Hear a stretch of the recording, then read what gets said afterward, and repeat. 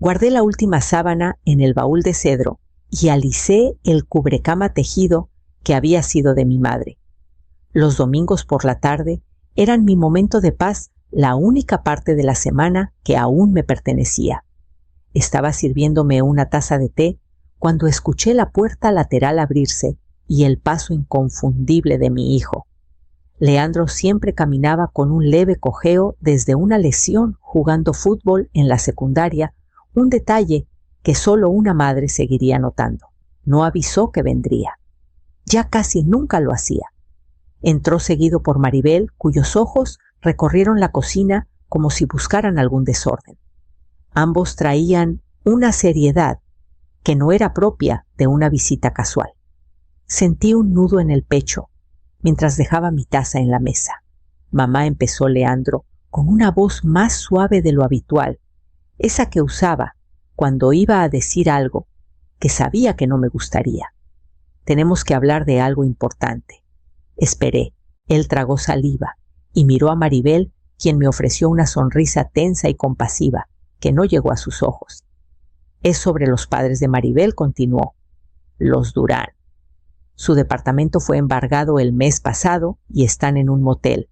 No es sostenible. Observé cómo sus manos jugueteaban rascando un hilo suelto en sus jeans. Solo hacía eso cuando se sentía culpable o asustado. ¿Y quieren que vengan aquí?, dije. Maribel soltó un suspiro demasiado audible, como si hubiera estado conteniendo el aliento. Solo por un tiempo, hasta que se estabilicen. Miré alrededor de la cocina. Cada cajón, cada alacena, cada rincón era algo que había ganado con décadas de esfuerzo. Sentí un nudo en la garganta. Leandro me miró suplicante. Todavía tendrías tu espacio, pero tal vez sería mejor que consideraras otras opciones. No respondí. Solo miré la foto enmarcada sobre la estufa Félix, sosteniendo a Leandro de bebé en el umbral de esta misma cocina. Sabía que había cosas que ellos no entendían de mí, cosas que pronto descubrirían. 3 días después, los Durán llegaron sin ceremonia. Una camioneta de mudanza se estacionó frente a la casa mientras yo observaba desde detrás de la cortina de encaje con las manos apretadas contra el pecho. Francisco y Julieta bajaron cada uno cargando cajas de cartón etiquetadas con letras claras. Maribel los seguía intentando parecer apenada, pero sus ojos brillaban de alivio. Habían resuelto su problema y yo era la solución.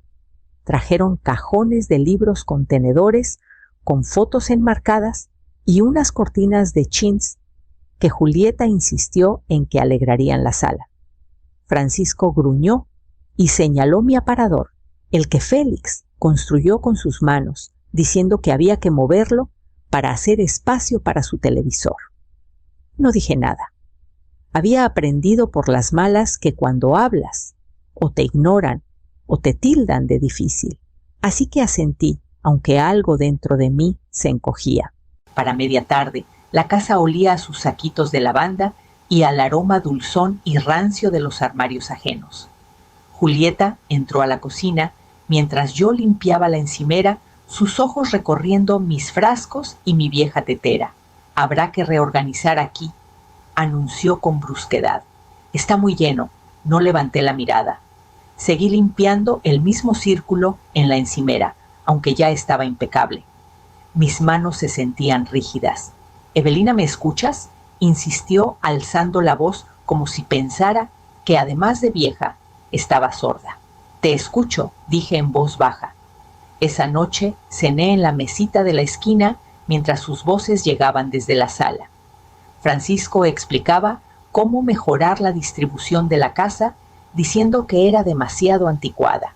Julieta soltó una risa frágil que me crispó los nervios. Al llevar mi plato al fregadero, vi de reojo la caja fuerte detrás del bote de harina, el único lugar donde sabía que nadie miraría. Rocé la tapa con los dedos, sintiendo el peso de todo lo que aún no había dicho.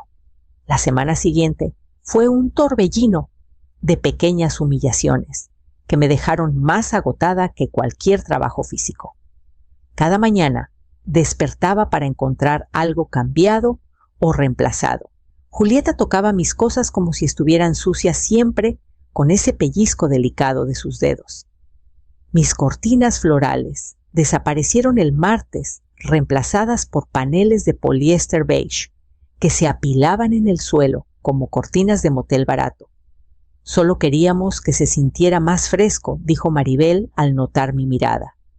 Asentí, porque no tenía sentido decirle que esas cortinas las cosí a mano en una máquina prestada el año que murió Félix. El jueves Francisco empezó a llamarme Evie, un apodo que nadie había usado nunca. Lo decía con una risita condescendiente, como si acortar mi nombre me volviera menos propensa a protestar. Durante el desayuno me explicó que mi mesa de comedor era demasiado grande para una señora sola y que la guardarían.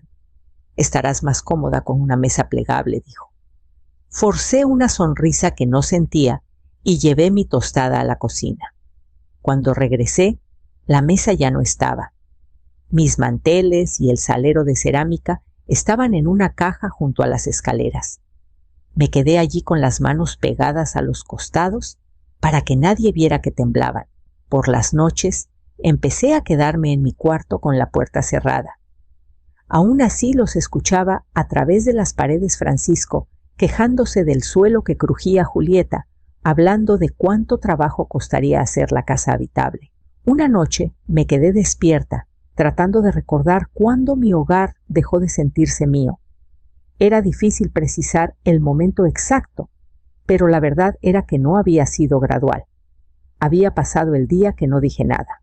A la mañana siguiente desperté antes del amanecer y me senté a la mesa de la cocina con mi caja fuerte, y por primera vez en semanas sentí algo parecido a la claridad.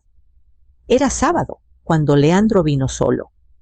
Supe que algo era diferente en el momento en que entró. No trajo a Maribel ni a los niños, ni siquiera se quitó la chamarra, solo se quedó en el umbral, cambiando el peso de un pie a otro. Esperé a que hablara.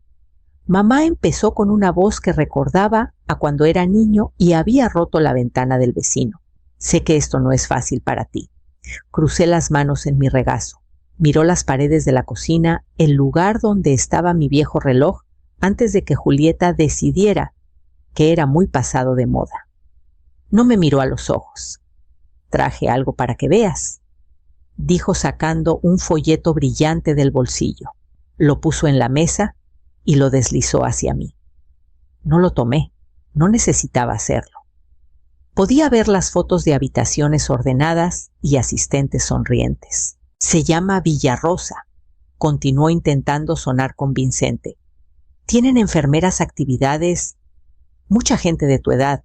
No estarías sola. Sentí mi corazón latir lento y pesado. ¿Y crees que eso es lo mejor?, dije. No era una pregunta. Se frotó la nuca. No es seguro aquí, mamá. Tienes 71 años. Si te cayeras... Lo observé buscar palabras que lo hicieran sonar razonable en lugar de cobarde. Tragó saliva. Creo que estarías más feliz ahí, terminó. Por un momento casi creí que lo decía en serio. Casi me permití imaginar que todo venía de su preocupación, pero luego recordé cómo Francisco preguntó por los linderos del terreno, cómo Julieta sonrió al hablar de cambiar el piso. Me levanté despacio. Me dolían las rodillas, pero mantuve la espalda recta. Entiendo, dije. Pareció aliviado, como si hubiera aceptado. No lo corregí. Cuando se fue, caminé a mi cuarto, tomé la caja fuerte del estante y la puse en el centro de mi cama. Abrí la tapa y comencé a ordenar los papeles uno por uno. El lunes por la mañana llamé a Leandro y le pedí que nos encontráramos en el Café La Paloma, el lugarcito a 2 calles de la casa donde lo llevaba después de sus citas con el dentista. Elegí la mesa junto a la ventana, donde el sol siempre entraba cálido, incluso en invierno. Cuando llegó, supe que venía preparado para una discusión. Se sentó frente a mí, echando un vistazo al menú, aunque no iba a pedir nada. Lo sabía por cómo mantenía los brazos cruzados. Solo quiero hablar Empecé manteniendo la voz firme, sin pelear. Asintió, pero sus hombros seguían tensos. He estado pensando, continué, en lo que dijiste, sobre que los Durán necesitan ayuda. Soltó un pequeño suspiro, como si estuviera aliviado de que por fin viera las cosas a su manera. Tengo dinero, le dije, más del que probablemente imaginas. Puedo ayudarlos a encontrar un lugar, un departamento, incluso pagar unos meses por adelantado. Así todos tendríamos espacio y dignidad. Su rostro cambió. Fue un instante, pero lo vi como sus ojos se tensaron en las esquinas, cómo mordió el interior de su mejilla. Mamá dijo, no es tan sencillo. Podría serlo, respondí. Negó con la cabeza, con un dejo de exasperación. No entiendes lo difícil que ha sido para Maribel tratando de cuidar a sus padres. Esta es la forma más fácil. Fácil para quien pregunté. Su mandíbula se movió, pero no dijo nada. Puse mi mano sobre la suya. Su piel estaba fría. Leandro, esta es mi casa. Estoy ofreciendo una solución. No quiero que esto se vuelva más feo. Retiró su mano mirando hacia abajo. Mamá, ya hablamos con los Durán. Esperan quedarse. Sentí un vacío en el pecho. Entiendo, dije como en la cocina. Se levantó de la silla. Lo siento, de verdad. Lo vi salir sin mirar atrás y cuando la puerta se cerró, supe que había terminado de ser amable. Esa tarde llamé al señor Guzmán y le dije que era hora de avanzar. El señor Guzmán me recibió en su pequeña oficina sobre la ferretería, el mismo lugar donde Félix y yo firmamos la hipoteca hace años. Estaba más canoso, pero su apretón de manos seguía siendo firme. No preguntó por qué había venido. Solo me indicó que me sentara y sacó una carpeta gruesa con mi nombre. Sabía que llamarías, dijo en voz baja. Se me apretó la garganta, pero asentí. Debí haberlo hecho hace semanas. Pasamos 2 horas revisando los documentos de la caja fuerte. El título original, los registros de impuestos, las cartas del banco, confirmando que la casa estaba pagada desde hace 20 años. Cada firma estaba allí escrita con la letra cuidadosa de Félix. Al dejar el último papel, sentí un cambio en mi pecho, como si una cortina pesada se levantara. Me explicó mis derechos con paciencia, sin tratarme como frágil o confundida. Lo agradecí más de lo que podía expresar. Cuando preguntó si quería proceder, no dudé. Dije que sí, y firmé donde me indicó. Después, caminé 2 calles hasta la cooperativa de crédito y transferí la mayor parte de mis ahorros a una cuenta solo a mi nombre. La cajera me miró sorprendida por la cantidad, pero no comentó nada. Firmé los formularios con manos firmes. Esa noche en casa hice una segunda llamada a la notaria que Guzmán recomendó. Prepararía la notificación formal. También le di instrucciones para iniciar la compra silenciosa de la hipoteca de la casa de Leandro usando el fideicomiso que Félix y yo creamos antes de su muerte. Todo era legal preciso. No sentí satisfacción, solo certeza. Cuando colgué la cocina, estaba oscura, salvo por la lámpara junto a la ventana.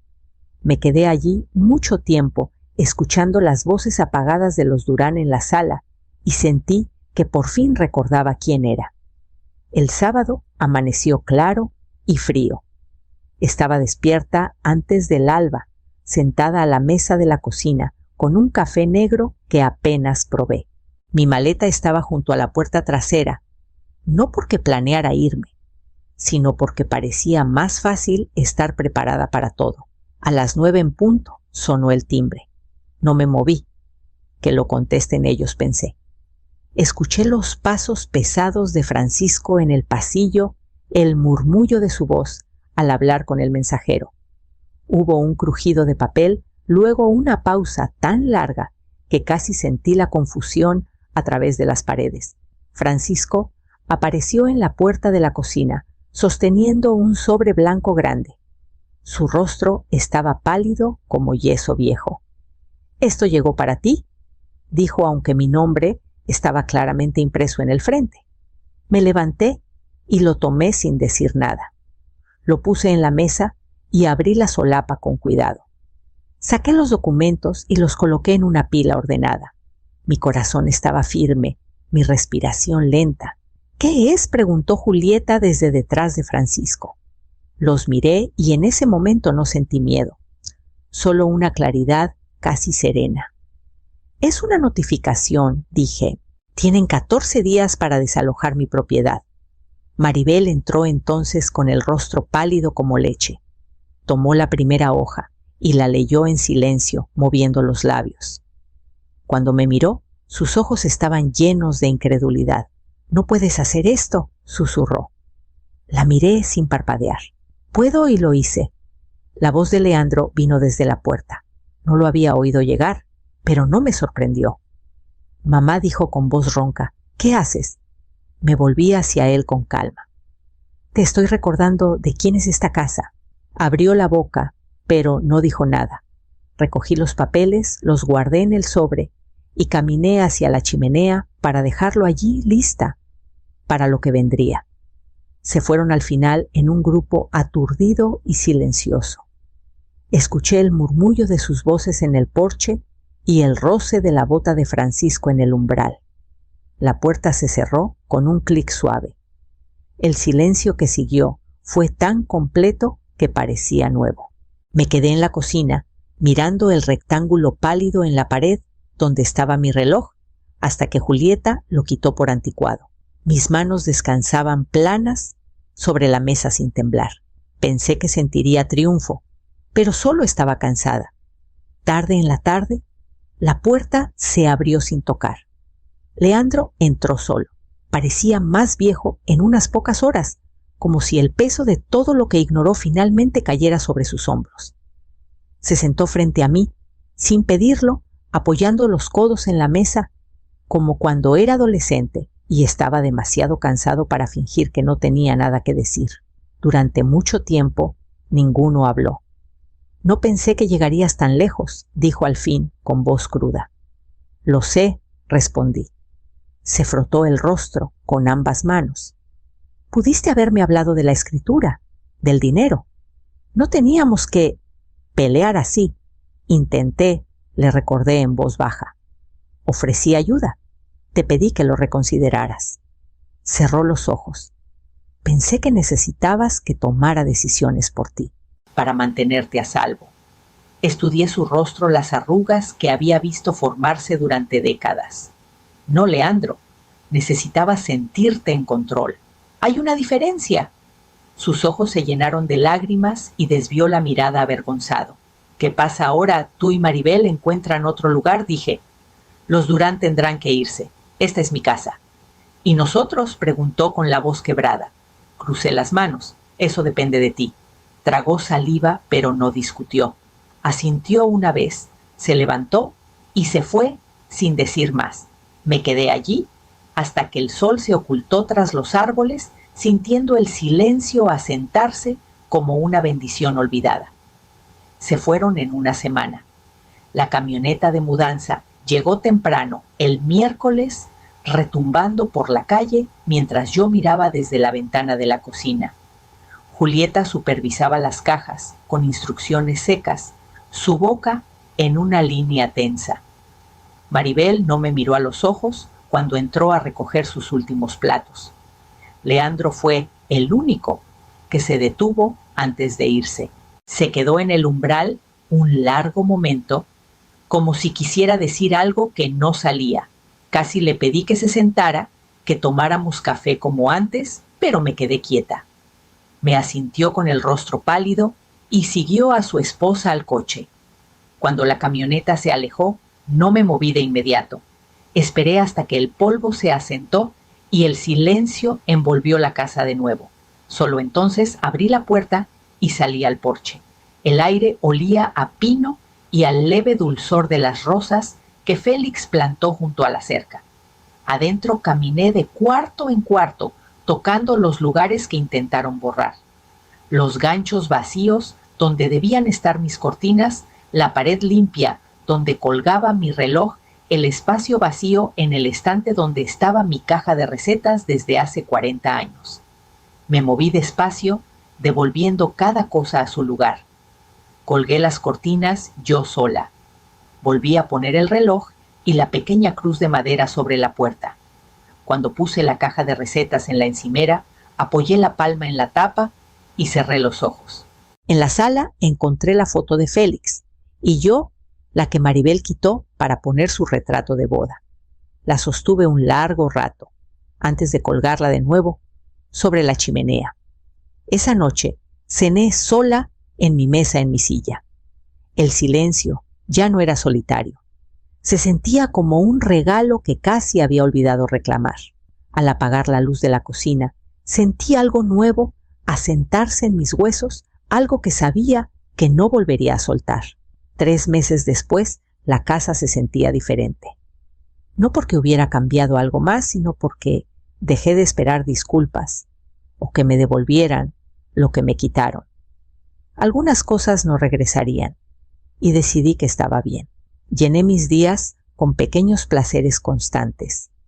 Volví a hornear pasteles, dejándolos en los porches de los vecinos, con notas que simplemente decían de Evelina. Caminaba a la biblioteca 2 veces por semana para leerles a los niños durante la hora del cuento. Nunca me preguntaban mi edad ni si necesitaba ayuda. Solo pedían una historia más. Los domingos, a veces conducía al cementerio y me sentaba junto a la lápida de Félix, contándole todo lo que había hecho, las formas en que aprendí a ser valiente cuando nadie lo creía posible. Me gustaba pensar que estaría orgulloso. Leandro llamaba cada pocas semanas. La primera vez dejé que fuera al buzón de voz. La segunda contesté y hablamos con cuidado como desconocidos, aprendiendo a ser amables. Me dijo que habían encontrado un pequeño departamento cerca del río, que Maribel estaba enojada, que los Durán estaban en otro lugar ahora. No preguntó si podía venir y no lo invité. Creo que ambos necesitábamos tiempo. Una tarde abrí el correo y encontré un dibujo de mi nieta, un dibujo de crayones de mi casa con flores en el jardín. Con letras temblorosas había escrito «Te quiero, abuela». Lo puse en el refrigerador donde todos pudieran verlo. Esa noche me senté junto a la ventana del frente mirando el jardín. Las rosas florecían de nuevo sus pétalos brillantes contra la cerca. La casa estaba silenciosa, pero no vacía. Por primera vez en años, sentía que me pertenecía solo a mí. Puse la mano en el cristal de la ventana y me prometí a mí misma que nunca más confundiría el silencio con debilidad.